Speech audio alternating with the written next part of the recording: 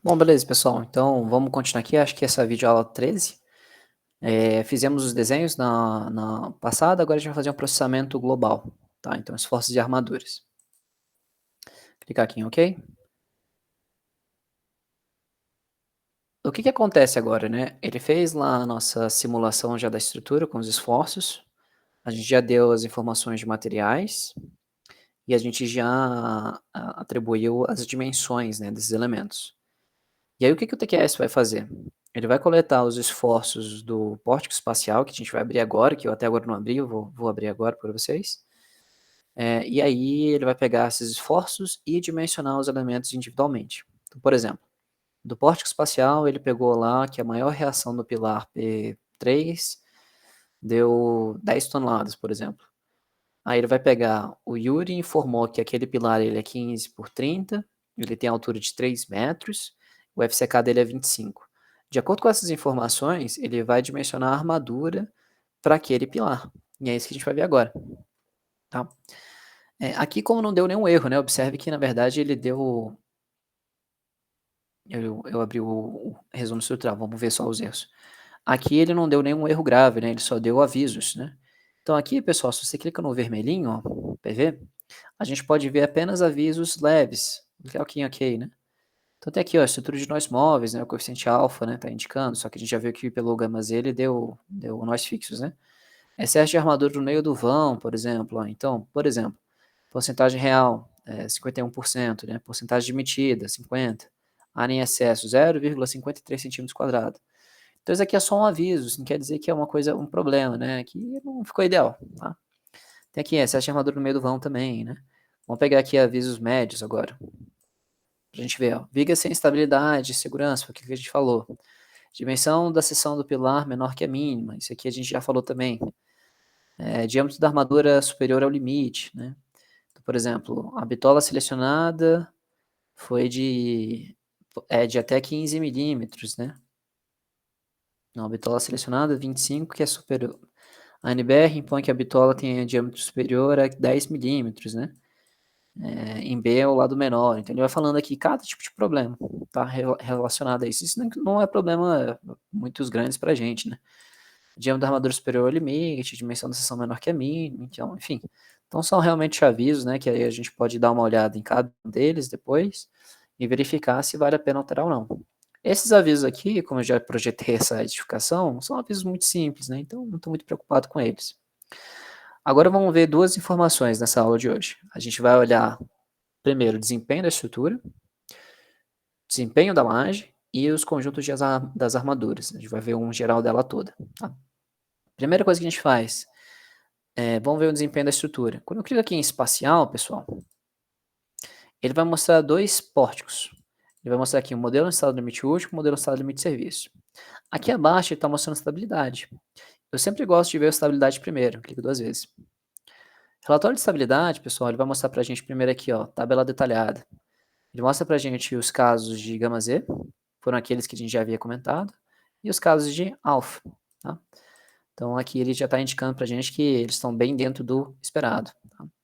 Esses parâmetros mostram basicamente se a estrutura de nós fixos e móveis e se os efeitos de segunda ordem são preponderantes ou não, caso nenhum problema aqui.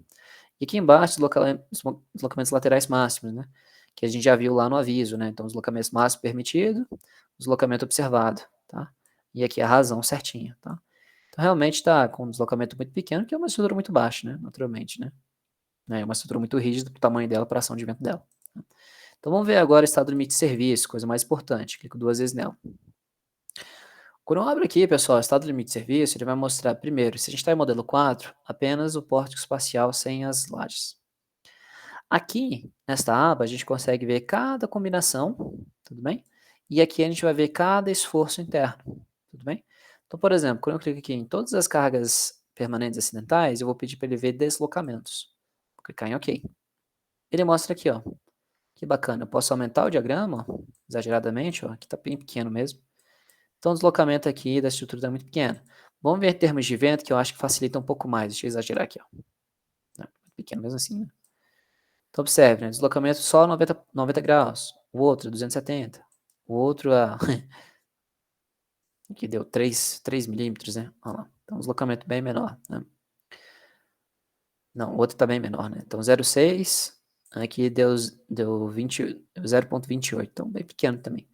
Se eu tirar esse colorido aqui em cima, ó, eu vejo o valor, ó, no nó, tá? Então, esse aqui é bem bacana do TQS. Tá? Vou deixar ainda colorido. Então, aqui a gente consegue ver para a combinação estado limite de serviço, combinação frequente. A gente vê aqui o deslocamento, muito pequeno. Combinação 11, combinação 14, muito pequeno também. Agora vamos ver as combinações, combinação quase permanente, que é a combinação no infinito, clico nela, ó, deslocamento muito pequeno também. Ou seja, né, o pórtico está ok, né, e as vigas aqui neste modelo estão adequadas também. A gente viu em termos de deslocamento, a gente pode ver, por exemplo, o momento em Y. Vou botar aqui o arco-íris, tá? Então vou botar aqui, diminuir um pouquinho o diagrama. Então aqui, ó, a gente tem um momento nessa viga em de torno de 2,97, tá? Para essa combinação, né? Vou botar aqui todas as permanentes, ó, 3,25. Vou botar aqui uma combinação, tá, 3,25. E na outra, ó, 1,89. Vamos lembrar desses valores, tá? Então, momento em Y, aqui tem um momento em Z, aqui a gente tem um momento em X, aqui a gente tem as forças em X, força em Y, força em Z, tá? Aqui a gente tem os carregamentos atuando, né, para essa combinação, e aqui as reações da estrutura, ó, que bacana. 9,4 toneladas, aquilo que a gente já tinha visto, ó. E aqui do lado ele bota um somatório delas, tá? Bacana, né? Então a estrutura toda, ó, se eu quero ver apenas o peso próprio, ó, a estrutura toda está em torno de 13 toneladas, né? Bacana, né? Então a gente consegue ver aí com muita clareza, né, como é que é o esforço de cada tipo de ação, né, e a combinação delas. Legal, né? E aqui, pessoal, uma vez que a gente analisa o pórtico espacial e a estabilidade, eu gosto de ver a deformação da laje. Como a gente está no modelo 4, eu tenho que clicar no pavimento que eu quero analisar as deformações. Então, no caso, cobertura, é onde que tem laje. A gente vem aqui, ó, ver a nossa grelha, ó, clica 2 vezes. Essa aqui é a nossa grelha da laje. Se você olhar por cima, ó, a barra não ficou muito bem dividida não, ó. Essa barra aqui está um pouquinho maior, você vai ter um pouquinho mais de esforço ali, porque a área de contribuição é maior. Mas enfim, daqui a pouco a gente vai falar sobre isso. Bom. Aqui é a mesma coisa, eu vou botar a combinação, e aqui eu posso ver o deslocamento, por exemplo. Olha lá. Então, para todas essas ações, que são deformações imediatas, está dando 0,63. Se eu avaliar apenas o peso próprio, está dando em torno ali de 0,32, né? Se eu analisar aqui o estado limite de serviço, combinação quase permanente, deu 1,37, que foi exatamente aquele valor que a gente viu ali no, acho que foi na videoaula 5 ou 6, tá? A gente fez ali o processamento e aviso de erro. Aqui, pessoal, o nosso maior vão, se a gente for ver aqui a distância entre pontos, desse ponto para até esse, tem ali em torno de 3,33. Se eu pego a calculadora,